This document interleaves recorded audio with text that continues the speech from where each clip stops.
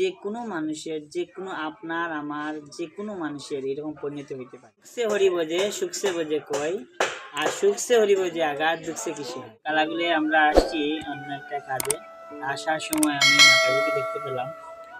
তো মাতাজি আগে কি চাকরি করতেন নাকি? কি নাম আপনার? মালতী মাতাজি। তো মালতী মাতাজি এখন প্রায় অকেজ হয়ে গেছেন, মানে আগে সুস্থ সবল ছিলেন। তো এটা দেখে আমার খুব অবাক লাগলো যে উনি এখন নিজে নিজে চলাফেরা করতে পারেন না, ঠিক না? আপনি নিজে নিজে তো চলাফেরা করতে পারেন না। আমার সামনে একটু আগে তিনি পরে গিয়েছিলেন, পরে গিয়ে উনি হাতের মধ্যে একটু কষ্ট পেলেন। তো এটা আমরা এখান থেকে আমরা শিক্ষা নিতে পারি যে আমরা যে কোনো সময় অসুস্থ হয়ে যেতে পারি, আমাদের সময় সদ্ব্যবহার করা উচিত এবং যতদিন পর্যন্ত আমাদের গায়ে শক্তি আছে এবং বিশেষ করে আমাদের যৌবনে ভগবানের নাম সংকীর্তন করা উচিত এবং ভগবানের কাছে প্রার্থনা করা উচিত যেন এইরকম পরিস্থিতি আমাদের না আসে, না আমরা অহংকারে মত্ত হয়ে আমরা ভুলে যাই যে আমাদের করুণ পরিণত হতে পারে। এই যে দেখছেন মানে কান্না করছে, এই যে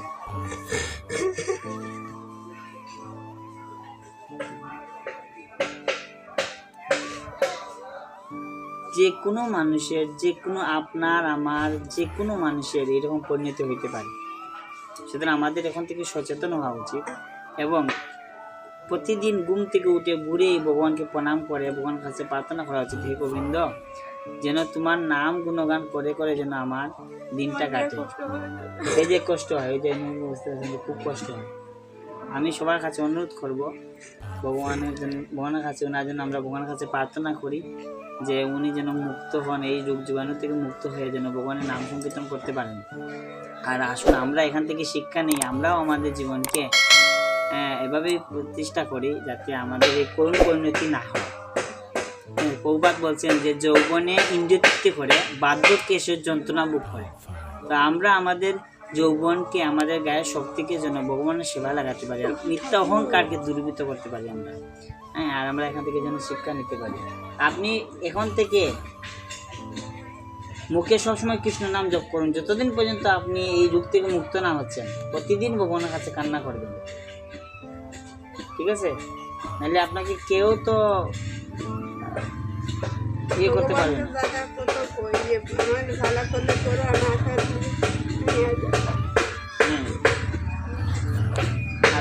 আপনি বলুন জয়, আমি যা বলবো আপনি তাই বলুন। জয় শ্রীকৃষ্ণ চৈতন্য প্রভু নিত্যানন্দ শ্রী অদ্বৈত গদাধর শ্রীবাস আদি গৌর ভক্তবৃন্দ। হরে কৃষ্ণ কৃষ্ণ কৃষ্ণ হরে হরে, হরে রাম রাম রাম হরে হরে। আপনি সবাইকে বলুন, আমাকে আশীর্বাদ করুন।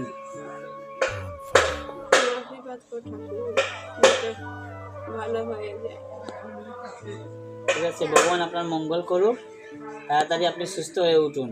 আর সুস্থ হয়ে উঠলে আপনি বেশি করে জপ করবেন, এখনো জপ করবেন, ঠিক আছে? মুখ দিয়ে কৃষ্ণ নাম করবেন।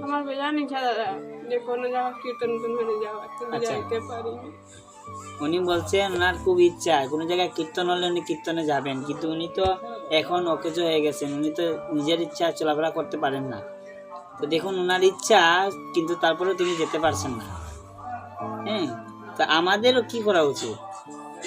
আমরা এখন থেকে যদি গোবিন্দের নামে না যাই, কীর্তনে না যাই, অনুষ্ঠানে ভগবানের মন্দিরে না যাই, বৃদ্ধ হলে কীভাবে যাবো আমরা? বা অসুস্থ হলে কীভাবে যাবো? সুতরাং অসুস্থ হওয়ার আগে থেকেই যেন আমরা মন্দিরে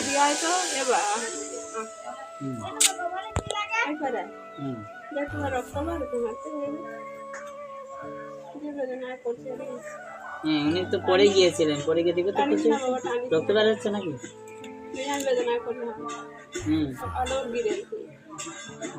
আপনি কোন জায়গায় যেতে হলে কাউকে বলবেন, ঠিক আছে? কোথায় গেছেন? উনি আপনার যত্ন নেন?